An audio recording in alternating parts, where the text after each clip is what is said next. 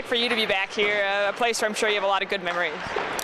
Well, it's always fun to be back at camp. I mean, you see these kids coming in, and you know what they're going through. It's funny, we were talking about the other day, it's been 10 years since my first camp here, so it's making me feel old, but it's fun to see the kids, fun to see the arena, and everyone in the organization as well.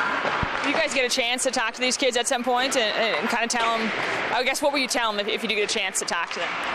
Yeah, we get to meet them here and there throughout the weekend, and I think the most important thing is just to have fun. They're here for a reason. It's nerve-wracking playing in such a big building, having fans and trying to make a team that you've dreamt about making. So I remember when I was 15 coming in, being very nervous and kind of just out there in a way, but you just kind of have to realize that they're here for a reason. The scouts, the coaches, everyone wanted you here, so just do what got you there. What about you? What did you take from this team, from this organization that you now use it in the NHL? Well, I definitely wouldn't be the player or the person that I am today without the Chiefs organization. I mean, that's one of the things I think Speltz and Bobby Brett and just really everyone in it. That's really something they really try to hammer home is they're not just creating hockey players, they're creating great people. And I'm very fortunate to be a part of this organization and that all the people that we have. And you look at the alumni. You have Michael Grabner, Derek Ryan that are back here. You usually have Chris Bruton.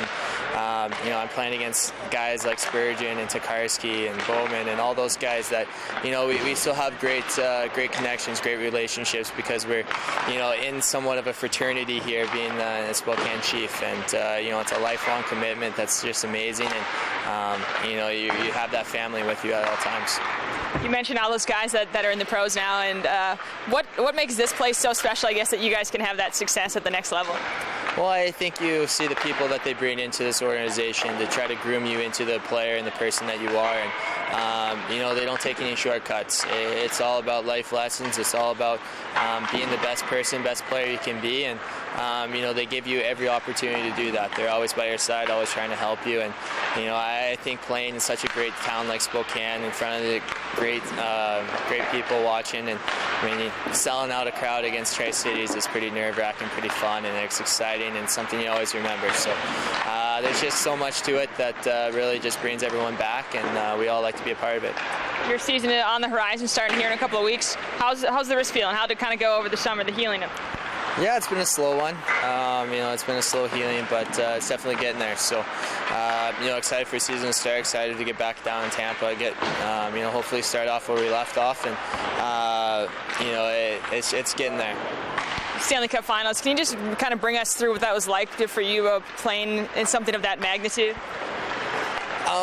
It was one of those things that, in all honesty, like when you're there, you don't really think about it too much. It's nerve-wracking, especially when you see all the media, and after a game or so, you have 200 media in your locker room just doing a scrum, which is pretty crazy. But you try to push that all aside. You try to think it's just another game. You don't want to be playing with the nerves and everything. But it's definitely a dream come true. You look back at the playoffs and look back at the series, and you can honestly say that you play for the Stanley Cup. That's pretty much your dream come true. Obviously, there's still more to be done, but hopefully we have some time for that. Looking around here, even at Spokane Arena, there's Johnson jerseys. What's that feeling like for you to see people in Spokane wearing the Tampa Bay jersey?